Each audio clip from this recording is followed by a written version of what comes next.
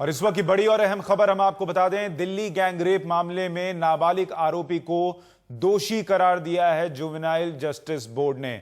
आपको याद होगा बीते साल चलती बस में गैंगरेप का मामला, जिसमें लड़की की बाद में मौत हो गई थी, उसमें से एक आरोपी नाबालिग था। और अब इस वक्त बड़ी खबर यह आ रही है कि जुवेनाइल जस्टिस बोर्ड ने इस नाबालिग लड़के को दोषी करार दिया है दिल्ली गैंगरेप मामले में। हालांकि सुनवाई पहले पूरी हो गई थी, लेकिन इंतजार इस बात का था कि फैसला शायद आ जाएगा और इस मामले में इस नाबालिग आरोपी को दोषी करार दे दिया गया। मुकेश हमारे सहयोगी ज्यादा जानकारी के साथ फोन लाइन पर हैं। मुकेश, पूरी जानकारी दें, दोषी करार दिया गया है, क्या कुछ कहा अदालत ने दोषी करार देते हुए?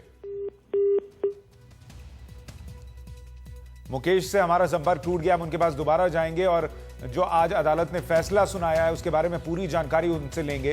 लेकिन फिलहाल 12 मामलों में दोषी करार दिया गया है इस नाबालिग को, यह बताया जा रहा है। पूरे मामले पर सुनवाई पहले ही पूरी हो गई थी, लेकिन सुप्रीम कोर्ट में एक अर्जी लगी हुई थी सुब्रमण्यम स्वामी की, जिसकी वजह से फैसला नहीं सुनाया गया था। बाद में सुप्रीम कोर्ट ने हरी झंडी दी कि जो जुवेनाइल जस्टिस बोर्ड है वो अपना फैसला सुना सकता है। और आज इस मामले में फैसला आ चुका है। नाबालिग आरोपी को दोषी करार दिया है जुवेनाइल जस्टिस बोर्ड ने। 16 दिसंबर बीते साल चलती बस में लड़की से गैंगरेप का मामला, जिसमें लड़की के साथ बर्बरता के साथ बलात्कार किया गया था। और इस मामले में जितने आरोपी थे उसमें से एक नाबालिग था। और पुलिस ने यहां तक कहा था कि जो आरोपी नाबालिग आरोपी है उसने सबसे ज्यादा बर्बरता दिखाई थी।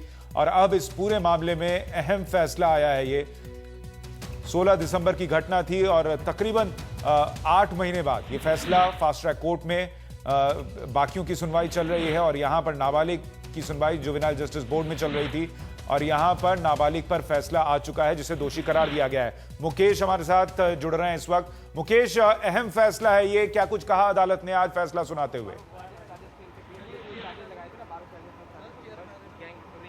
देखिए, कोर्ट के डिटेल्स अभी नहीं मिले हैं क्योंकि वहां पर अभी कार्रवाई चल रही है। लेकिन जो खबर अंदर से मिली है उसके मुताबिक जो जुवेनाइल जस्टिस बोर्ड है उसने करीब 11 धाराओं के तहत ये मामला पुलिस ने 12 धाराओं में दर्ज किया था, जिसमें गैंगरेप था, मर्डर था, अटेम्प्ट टू मर्डर था, रॉबरी थी, सबूत बिटाने का आरोप थे। इस तरह के जो है 12 धाराएं थी। लेकिन कोर्ट ने करीब 11 धाराओं में जो आरोपी है, जो जुवेनाइल है, उसको कन्विक्ट कर दिया है।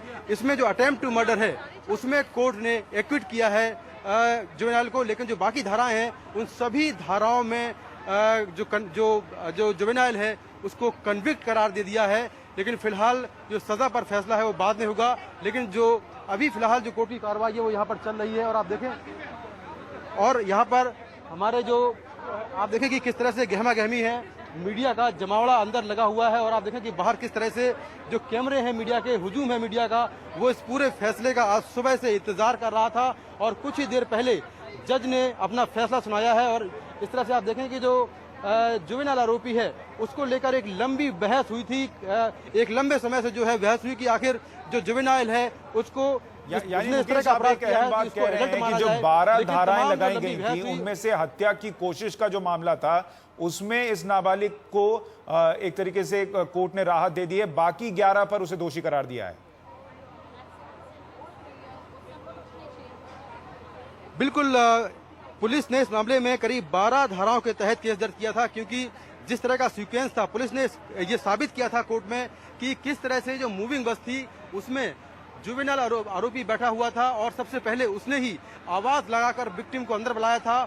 उसके बाद 10-10 रुपए के 2 जो बस के टिकट थे वो दिए थे। और जो पूरा सीक्वेंस था, पुलिस ने काफी सारे अहम सबूत बरामद किए थे।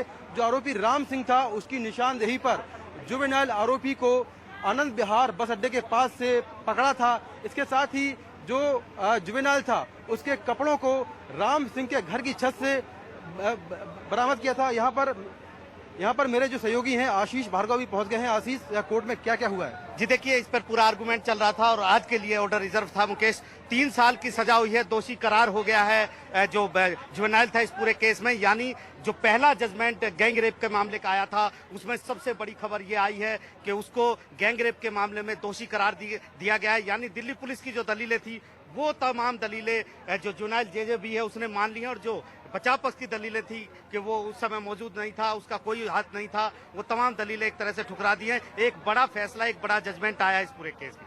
यानी सजा का भी ऐलान हो गया है मुकेश, जैसा आशीष बता रहे हैं। कोर्ट में रखवाई और कोर्ट ने इनकी बात को माना। जी देखिए, इस मामले में सबसे अहम सबूत जो थे वो खुद लड़की के बयान थे, जो उसका साथी था उसकी टीआईपी थी, उसके बयान थे।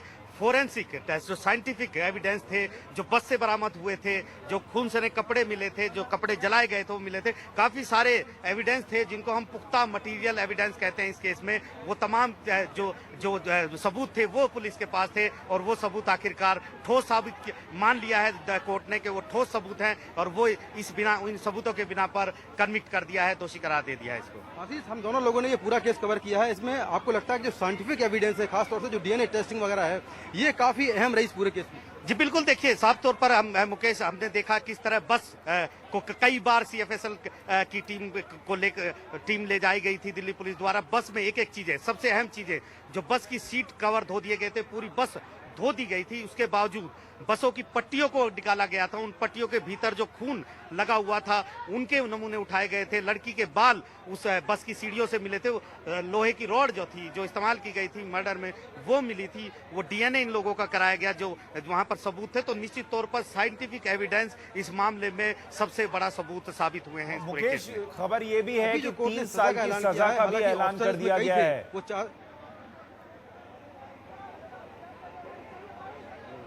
जी बिल्कुल, जो सजा का ऐलान है वो कितने साल का हुआ है? ये जी देखिए, इसमें 3 साल की सजा का ऐलान हुआ है। मैक्सिमम 3 साल ही इस मामले में सजा होनी थी, इससे ज्यादा सजा नहीं होनी थी। लेकिन सबसे बड़ी चीज ये थी कि ये जो पहली सजा आई है वो सबसे बड़ी चीज है, क्योंकि जो अब मेन ट्रायल चल रहा है उसकी दिशा में सबसे पहला जजमेंट वो काफी अहम साबित होगा ट्रायल कोर्ट में, जो कि फास्ट ट्रैक कोर्ट साकेत में चल रहा है। उसका जो फैसला आएगा, जो कुछ ही दिनों हफ्तों में आने वाला है, उस फैसले को, ये फैसला एक बड़ा मील का पत्थर साबित होगा उसके लिए।